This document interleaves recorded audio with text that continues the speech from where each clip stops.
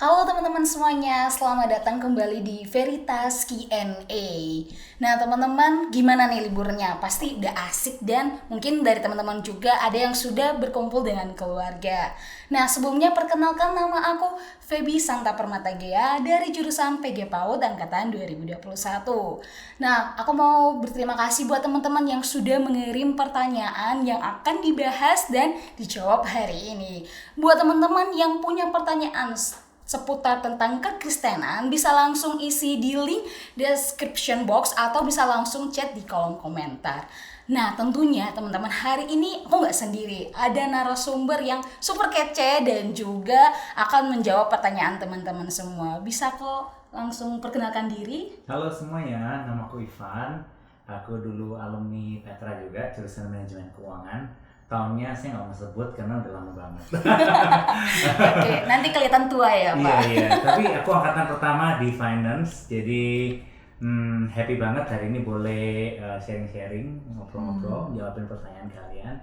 Jadi ya, it's a good time, it's a pleasure for me to be here. Oke, thank you Ko Ivan. Nah, daripada panjang lebar, kita langsung mulai pertanyaan pertama. Gimana? Boleh. Udah siap? Let's go. Oke, saya deg-degan sih sejujurnya. Oke, yang pertama, Ko Ivan, bagaimana orang Kristen seharusnya melihat investasi dan apakah investasi itu pilihan atau keharusan?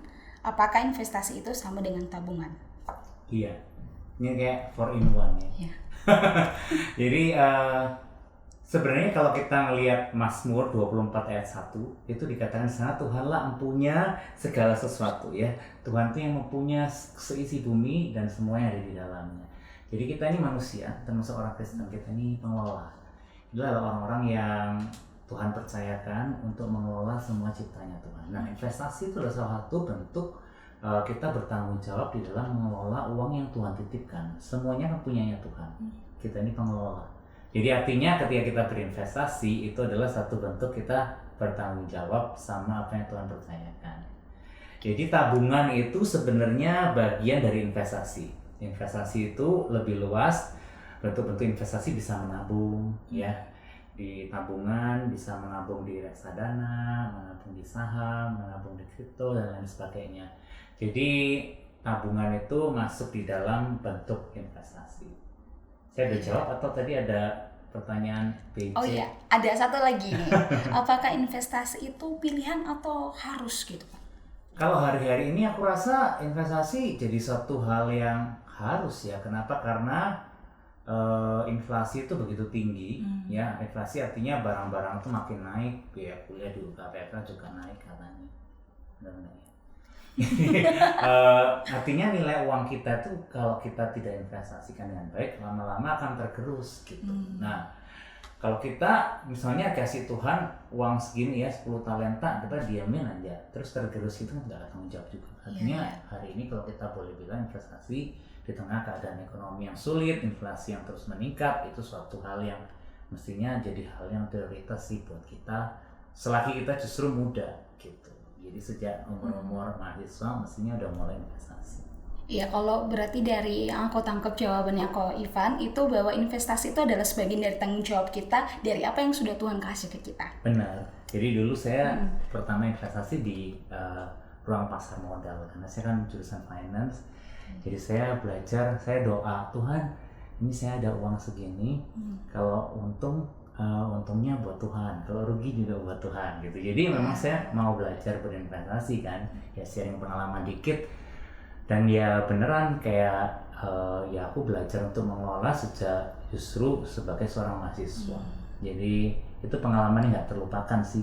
Waktu itu lumayan profit, tapi akhirnya karena janjinya untuk Tuhan, ya saya kasih untuk Tuhan semuanya. Iya.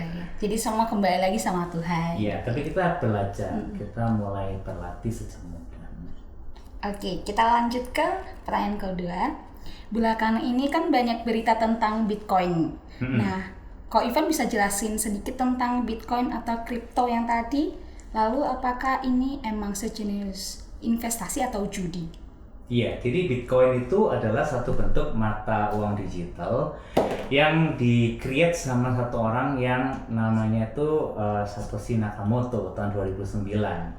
Jadi idenya adalah mereka mau ada satu mata uang tertentu yang tidak terikat oleh negara maupun sistem perbankan, sehingga orang itu nggak perlu perantara bank untuk mengirim uang.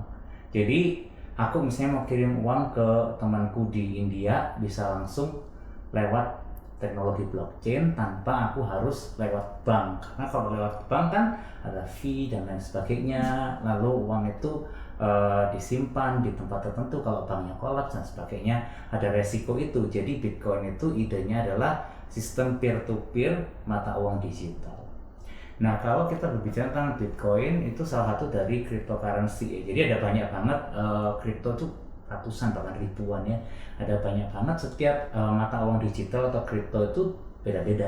Jadi kita mesti pelajari betul-betul apa tujuannya, apa manfaatnya, apa utilitasnya istilahnya mereka.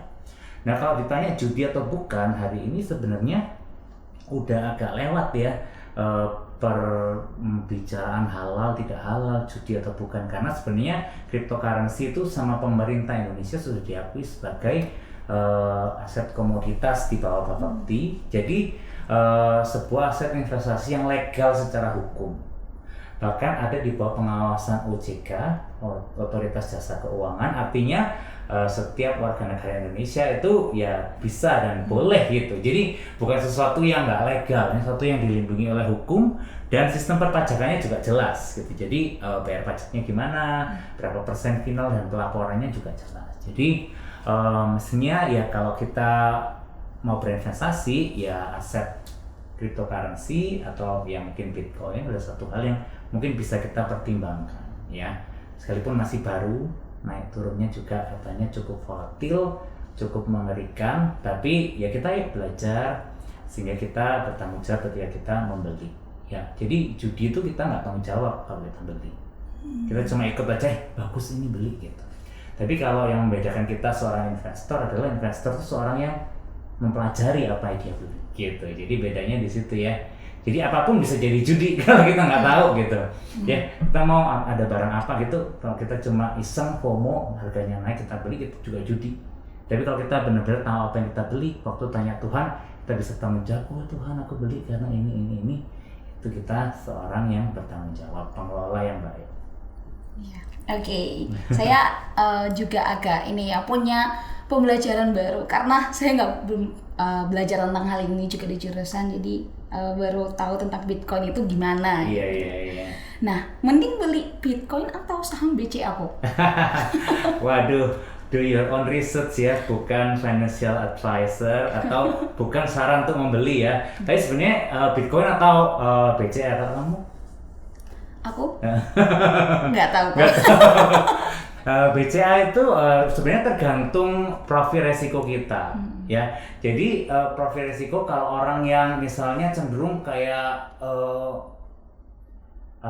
konservatif, orang itu kayak nggak berani ambil resiko ya, dia pasti ke saham BCA. Kenapa saham BCA itu salah satu saham yang top kapitalisasinya di Indonesia.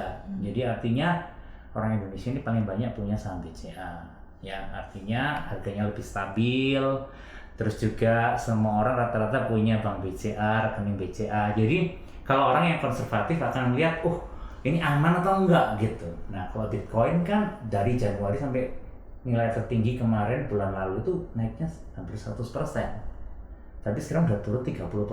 Bayangin kan, kalau kamu punya sakit jantung mungkin jangan ya gitu. Terus kalau profil resikomu agresif, kamu masih muda, kamu merasa belum punya tanggungan banyak, ya nggak apa-apa ada alokasi ke sana. Jadi tergantung sebenarnya profil resiko kalian dalam berinvestasi. Apakah kalian tuh orang yang konservatif atau yang agresif.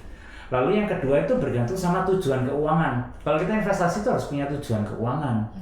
Kalau untuk tujuan yang penting, ya kita tentunya pengen taruh di aset yang lebih aman. Misalnya pensiun nih, penting kan? Karena setelah pensiun kita nggak punya penghasilan. Jadi kalau saya pensiun, ya saham BCA aja gitu. Karena kita nggak tahu Bitcoin waktu kita pensiun harganya berapa.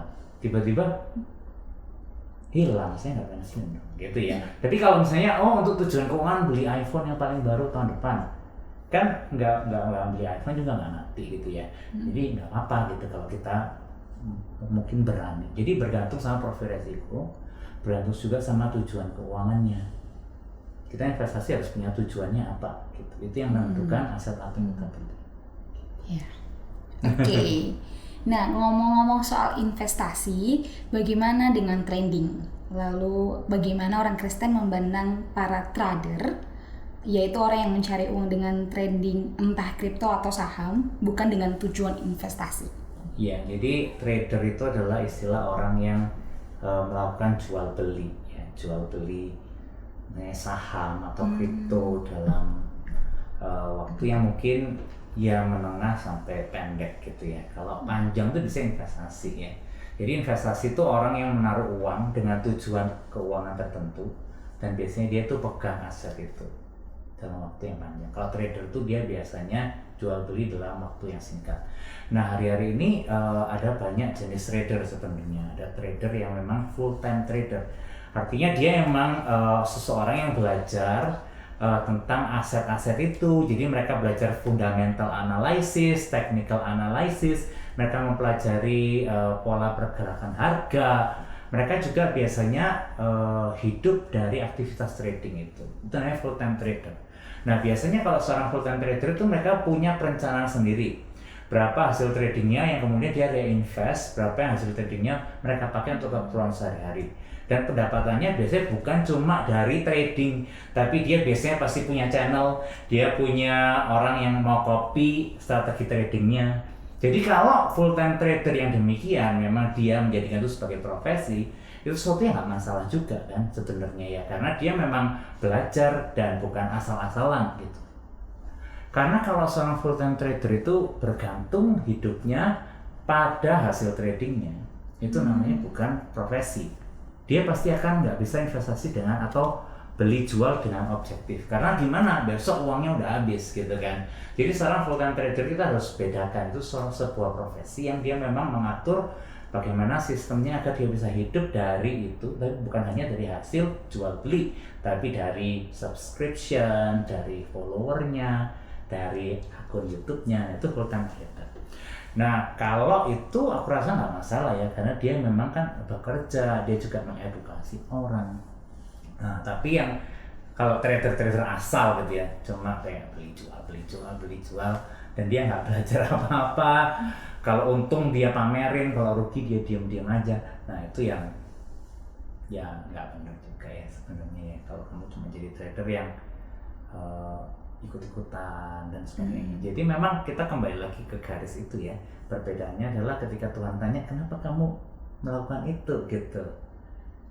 Nah, kamu bisa nggak menjawab dan bertanggung jawab sama Tuhan? Karena kan kita pengelola gitu.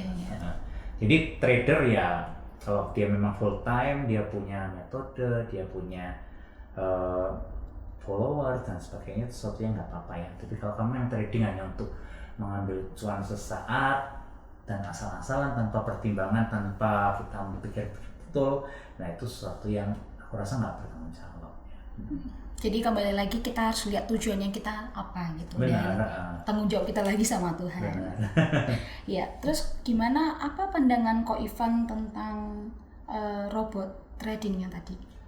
Mungkin bisa dijelasin dulu robot trading itu yang seperti apa? Jadi sebenarnya sih sekarang udah banyak yang udah ditutup ya, tapi tahun lalu waktu pandemi itu robot trading di mana-mana. Jadi itu menjanjikan biasanya profit 1% satu hari. Nah, kalau yang kayak gitu-gitu pasti bohongan sih. Kalau dia bisa 1% sehari, ngapain dia cari-cari orang untuk dapat keuntungan yang sama juga kan. Jadi ada banyak sekali yang rugi besar-besaran.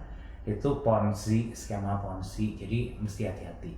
Tapi sebenarnya hari ini ada banyak sekali robot yang bisa dimanfaatkan untuk trading, tapi benar-benar ya, jadi bukan robot trading yang dijadikan bisnis seperti ya, aku nggak sebut merek lah ya, tapi ada beberapa yang memang udah ditangkap ownernya, udah dibekukan asetnya sama OJK. Jadi kalau robot trading hari ini karena kemajuan teknologi kita bisa memanfaatkan bot atau sistem untuk kita melakukan trading. Nah, biasanya kalau kalian itu misalnya beli kripto di exchange tertentu, aplikasi jual beli kripto, itu ada robotnya, udah add-on di sana. Jadi dia akan mengatur kalau dia turun berapa kamu beli, dia naik berapa kamu jual. Kita kan mungkin punya kerjaan sendiri ya, nggak bisa terus-menerus nongkrongin aplikasi itu kan. Jadi robot itu membantu untuk transaksi jual beli gitu. Jadi ya kalau di dalam itu kita yang atur, kita memang atur dengan baik, ya nggak ada salahnya sih. Tapi kalau kita ikut robot trading yang menjanjikan keuntungan banyak, instan, dalam waktu yang singkat, nah itu kebanyakan pasti ponzi atau investasi yang salah. Oke. Nah, ini apakah orang yang berinvestasi itu dapat disamakan dengan orang yang kaya yang menimbulkan kekayaan seperti di Injil Lukas? Ya, di Injil Lukas tuh Yesus mengkritik orang kaya yang bodoh ya, yang nimbun hasil lumbungnya ditimbun. Nah, ini perbedaannya antara seorang yang menimbun sama seorang yang berinvestasi. Nah, kalau orang yang menimbun itu artinya apa? Dia cuma ngumpulin uang. Kalau ditanya untuk apa, dia nggak tahu. Nah, itu orang menimbun.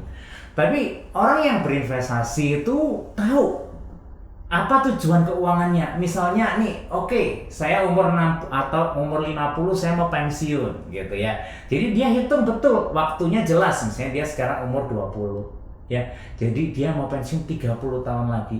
Waktunya jelas. Uang yang dia butuhkan untuk pensiun, dana pensiunnya dia hitung secara spesifik. Misalnya 20 miliar misalnya ya untuk dana pensiun. Jadi jumlahnya itu jelas, tenggat waktunya jelas. Itu seorang investor. Jadi ya seorang investor itu tahu kapan dia butuh uangnya dan berapa banyak uangnya yang dia mau kumpulkan, sehingga dia menaruh uangnya untuk bisa mencapai tujuan itu. Jadi seorang investor itu bukan asal menabung atau menimbun, tapi dia memang tahu tujuan keuangannya. Kalau buat mahasiswa misalnya tujuan keuangan itu bisa studi S2 gitu misalnya. Bisa juga misalnya mau menikah gitu misalnya ya, mau beli rumah atau beli mobil. Nah itu bisa jadi tujuan keuangan. Jadi nggak harus benarnya jauh, tapi itu tujuan keuangan. Jadi kamu bedain menimbun adalah ketika kamu nggak tahu, pokoknya ngumpulin uang aja, itu menimbun. Tapi kalau kamu tahu, oke, 5 tahun lagi aku mau S2. Jadi itu jelas, itu seorang investor. Jadi dia menabung untuk mencapai tujuan tertentu. Jadi agak beda. Jadi yang dikritik sama Tuhan Yesus sebenarnya dikatakan bodoh adalah mereka yang mengumpulkan tapi nggak punya tujuan di dalam hidupnya. Dan mereka berpikir hidupnya aman selagi uangnya banyak. Enggak. Tapi seorang investor adalah seorang yang berencana. Dia bertanggung jawab sama Tuhan karena dia tahu, Tuhan aku punya kebutuhan ini, aku mau mengaturnya demikian. Dan dia berdoa sama Tuhan ketika dia melakukan perencanaan. Ya, dari tadi kayaknya kita bahas terus tentang tujuan ya. Ternyata nggak cuma tujuan hidup, tapi tujuan berinvestasi juga itu perlu, sangat perlu ya. Benar. Nah, lanjut ke pertanyaan selanjutnya. Banyak orang yang tidak memiliki investasi dengan alasan uangnya masih sedikit, habis untuk keperluan sehari-hari. Nah, gimana nih Ko Ivan? Ada tips supaya kita bisa memiliki uang yang untuk memulai investasi? Curhat nih. Iya. Biasanya mahasiswa akhir bulan makanya Indomie gitu ya. Wah, benar. Jadi menurut saya sebenarnya berinvestasi itu bukan dari uang sisa, karena nggak mungkin sisa. Kebanyakan tuh nggak mungkin sisa gitu kalau kita nggak tahu mengelola. Jadi menabung itu atau berinvestasi itu memang dialokasikan sejak awal bulan nih. Misalnya kamu dapat beasiswa atau kamu dapat uang dari orang tua atau kamu bekerja, itu harus diplan dari awal berapa persen yang kamu mau tabung atau investasi. Biasanya rasio menabung yang sehat itu sekitar 10-15%. Ya kalau bisa 20% lebih baik lagi kan. Jadi di awal bulan itu memang disediakan, bukan disisakan untuk ditabung, tapi disediakan. Jadi nabung itu di awal bulan gitu, bukan di akhir bulan. Kalau di akhir bulan nggak ada sisanya. Yang kedua itu kamu perlu tracking. Setiap kali kamu belanja, beli barang, makan, itu dicatat gitu. Karena setiap orang beda-beda borosnya. Misalkan aku borosnya, aku suka beli pakaian. Bisa jadi kita tuh beli pakaian, apalagi kalau tanggal kembar Shopee gitu ya, itu bisa banyak. Ada orang yang boros di makanan misalnya. Kalau buat makan dia bisa kayak 70% dari budgetnya buat makan. Jadi tiap orang tuh borosnya beda-beda. Jadi penting untuk kita tracking gitu. Kalau aku biasanya pakai beberapa aplikasi gratis di Play Store. Saya untuk tracking aja, wah kita bakal kaget akhir bulan, gila buat makan gua habis segini gitu. Jadi itu kita nggak akan pernah tahu kita borosnya di mana kalau kita nggak pernah catat pengeluaran. Yang terakhir buat budget gitu. Misalnya kamu uangmu 2 juta itu untuk makan berapa persen, untuk kos berapa persen, jadi itu harus punya tuh. Nah nanti kamu bandingin sama hasil pencatatan, waduh makan aku budgetin 500 kok 1 juta ternyata. Nah di situ baru kita bisa tahu kita borosnya di mana, dan kita mulai juga alokasikan untuk menabung di awal bulan, jangan pakai uang sisa gitu. Jadi mulai dari kecil-kecil dulu. Kalau ada sisa nggak apa-apa ditabung lagi, tapi di awal bulan itu nggak boleh ditawar. Nggak usah besar, tapi kita komitmen terlebih dahulu. Ya, teman-teman mungkin ada pembelajaran baru ya untuk apalagi buat mahasiswa yang ngekos. Jadi kita, kalau aku sendiri itu pas Kok Ivan bilang itu, aku juga kayak oh iya benar ya. Soalnya aku juga tim yang menabung di akhir bulan dan akhirnya kadang ada, ya, benar. Kadang ada, tapi kadang juga enggak. Kebanyakan enggak sih ya. Oke, jujur banget. Iya. Nah, selanjutnya bagaimana seorang yang berinvestasi boleh nggak sih berdoa kepada Tuhan seperti semoga besok Bitcoin naik atau semoga besok harga emas turun? Lucu juga ya. Jadi investasi sekali lagi itu bukan harian ya. Nggak ada tujuan keuangan. Oh besok mau makan enak terus ditaruh di, karena kita beli kripto gitu. Pokoknya besok kalau naik ya makan enak, kalau enggak ya puasa. Kan nggak gitu kan. Investasi itu jangka waktunya jelas. Katakanlah 5 tahun lagi aku mau S2, butuh uangnya berapa. Nah, kita kan doanya bukan untuk kayak besok atau lusa gitu kan. Makanya kita doanya Tuhan aku udah buat plan. Tuhan berkati plan ini. 5 tahun lagi aku mau S2, jika Tuhan berkehendak biar kehendakmu yang jadi, ya kan. Intinya kan uangnya Tuhan, tadi saya bilang kan semuanya kan punya Tuhan. Jadi ketika Tuhan izinkan tidak tercapai sekalipun, disitulah kita punya ruang untuk belajar beriman dan belajar Tuhan tuh punya kehendak lain dan Tuhan punya cara yang lain untuk memelihara kita. Jadi disitulah perbedaan kayak kita sebagai anak Tuhan, disitu ada ruang iman.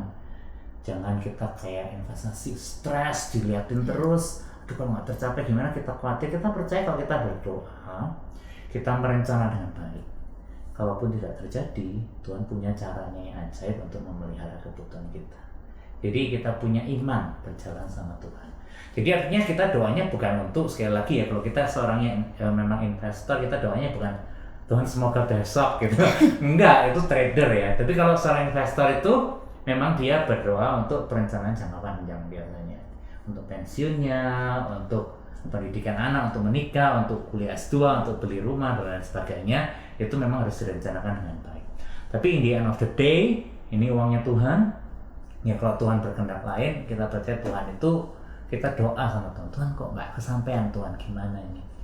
Tuhan tolong kayak mencukupkan kebutuhanku. Di situ kita akan melihat Tuhan yang bekerja melampaui perencanaan kita manusia yang terbatas gitu. Tuhan punya cara yang ajaib.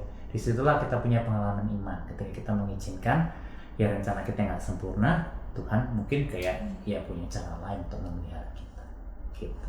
Tadi sedikit menarik tentang pengalaman iman ya. Yeah. Jadi ternyata pengalaman iman itu kan berhubung karena investasi ini berkaitan dengan keuangan ya. Itu kayak rasanya keuangan itu di mata orang itu ada yang memikir kayak itu benar kayak salah kalau punya banyak uang, dan bukan orang mikir negatif ya. Ternyata pengalaman tentang investasi ini juga tentang pengalaman iman kita sama Tuhan, tentang gimana Tuhan mencukupkan itu semua dan balik lagi sama Tuhan gitu. Benar. Jadi di Alkitab itu sebenarnya Tuhan bicara banyak banget tentang uang. Bahkan ketika seorang itu benar-benar bertobat, ya ada seorang yang menyerahkan hartanya setengahnya untuk orang miskin, itu adalah respon daripada imannya. Artinya uang itu bukan jadi ilahnya lagi, gitu. Ya jadi ada Tuhan, ada ayat di mana berkata, misalnya ya di mana hatimu berada, di situ hartamu berada, atau di mana hartamu berada, di situ hatimu berada. Jadi ada banyak bagian firman Tuhan. Tuhan tuh bicara tentang uang dengan sangat serius gitu. Jadi uang itu ada kaitan dengan iman, benar.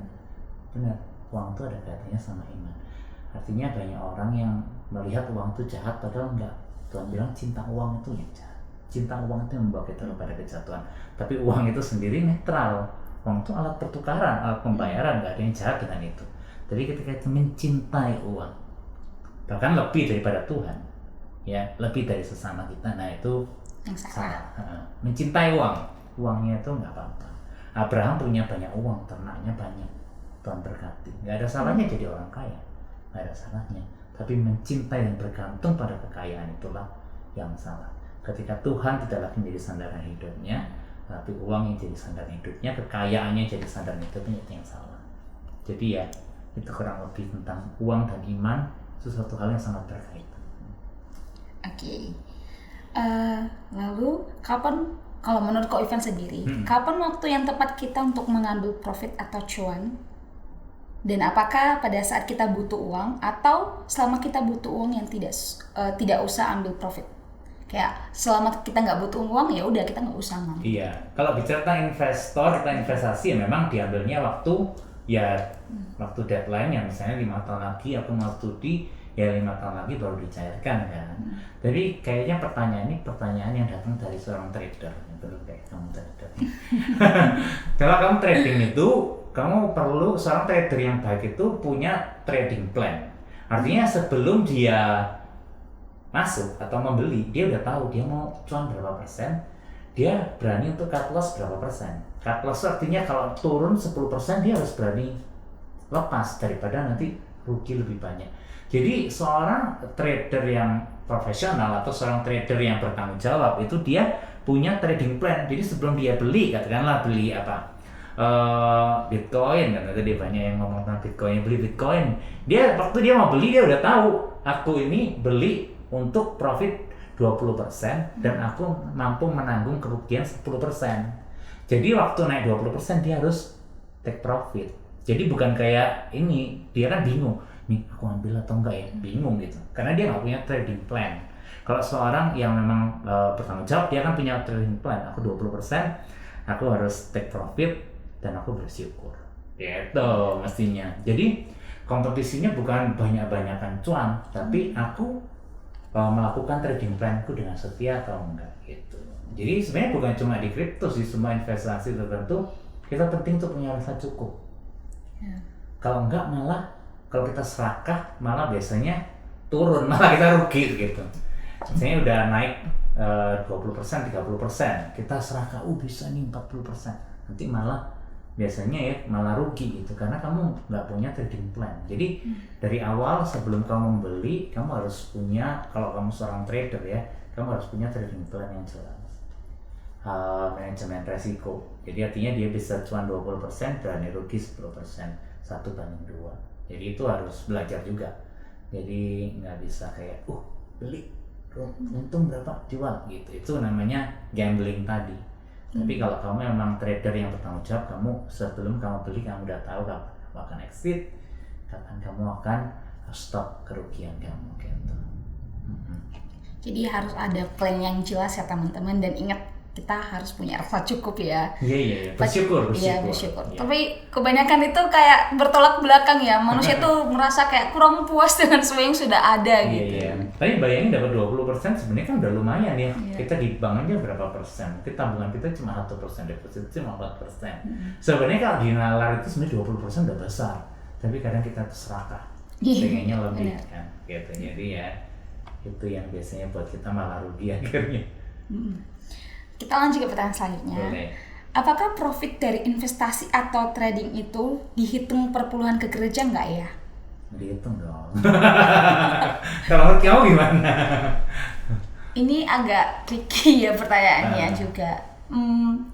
Ya seperti yang tadi mungkin, tapi ingat lagi itu tadi ada, kalau itu semua kembali lagi sama Tuhan. Iya. Kalau menurut aku. Tapi tiap orang sebenarnya beda-beda. Kalau aku dulu seperti tadi sempat aku share dikit ya. Sejak awal aku memang investasi, waktu itu belajar di pasar modal di gedung P lantai 4. Aku dulu bukan dari keluarga yang punya banyak uang. Jadi waktu aku bisa ngumpulin waktu itu 3 juta rupiah, itu minimum dulu. Dulu investasi saham itu minimum 3 juta. Sekarang 100.000 juga bisa, gitu, 50.000 juga bisa. Waktu itu aku doa sama Tuhan, Tuhan ini uang buat belajar.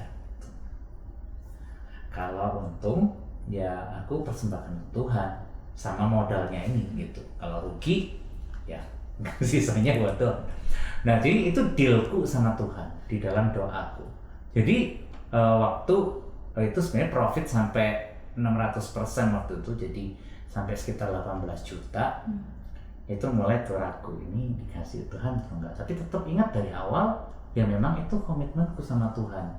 Kalau cuan berapapun untuk Tuhan, kalau rugi katakanlah tinggal 50% pun untuk Tuhan. Jadi setiap orang ketika kita berinvestasi, karena kita percaya ini uangnya Tuhan, kita doa sama Tuhan, Tuhan ini nanti kalau cuan aku kasih 30% buat Tuhan misalnya. Jadi nggak harus kayak 10% sih sebenarnya. Jadi 10% itu jadinya kayak angka keramat seolah ya itu punyanya Tuhan 10%, padahal enggak. Padahal semuanya itu punya Tuhan. Jadi yuk kita mulai mikir lagi, maksudnya melihat semua yang ada di rekening kita itu punyanya Tuhan gitu. Jadi jangan hitung-hitungan lah sama Tuhan, Tuhan gak hitung-hitungan sama kita ya. Cuma kalau tanya 10% ya at least ya mestilah gitu. Tapi sebenarnya tergantung kita sih, kita mau komitmenkan misalnya untuk pekerjaan misi. Tuhan kalau aku belajar trading ini aku untung setengahnya untuk pelayanan Tuhan juga nggak apa-apa. Ya kita buat promise dalam investasi atau trading kita yang berbeda gitu, nggak cuma seolah 10% ini pajak buat Tuhan gitu, enggak kan gitu. Ya oke. Lanjut mungkin ini agak kesimpulan. Sebagai kesimpulan dan penutup, apakah ada dari Ko Ivan sendiri tips untuk mahasiswa nih yang ingin memulai investasi? Ya jadi menurut aku ini penting ya, lebih baik Warren Buffett tuh berkata jangan sampai kita itu membeli investasi atau aset yang kita nggak kenal. Jadi pastikan sebelum teman-teman beli investasi apapun, pastikan teman-teman melakukan riset. Jadi teman-teman belajar, ya, mau beli Ethereum, mau beli Bitcoin, mau beli saham BCA, mau masuk reksadana tertentu, teman-teman belajar dulu. Oh ini tuh apa gitu ya, Ethereum itu apa, reksadana ini tuh yang dibeli apa aja. Jadi pastikan teman-teman riset terlebih dahulu. Lebih baik terlambat daripada teman-teman menyesal. Jadi lebih penting teman-teman itu belajar baik-baik daripada teman-teman masuk asal-asalan terus teman-teman nyesel gitu. Jadi belajar baik-baik, karena itulah yang harus kita pertanggungjawabkan kepada Tuhan. Kita ini seperti hamba yang dipercayakan talenta sama Tuhan. Ya, di Matius 25 Tuhan itu seperti Tuhan yang menitipkan talenta uang. Jadi suatu hari kita kan dimintai pertanggungjawab dan kita harus bisa mempertanggungjawabkannya kepada Tuhan. Kita harus tahu, kita bisa menjelaskan Tuhan aku taruh di sini karena ini aku melakukan riset sehingga kita dijumpai sebagai hamba yang baik dan setia, bukan hamba yang ngawur gitu ya. Dan yang terakhir, kumpulkan harta kita bukan cuma di bumi, tapi terutama di surga. Ya, melalui kasih kita kepada sesama, melalui pemberian kita kepada pelayanan Tuhan, itu harta yang nggak bisa dimakan lengan dan karat, harta yang kekal. Fokuskan hidupmu bukan cuma mengejar kekayaan di dalam dunia sementara. Ada kekalahan yang menanti kita.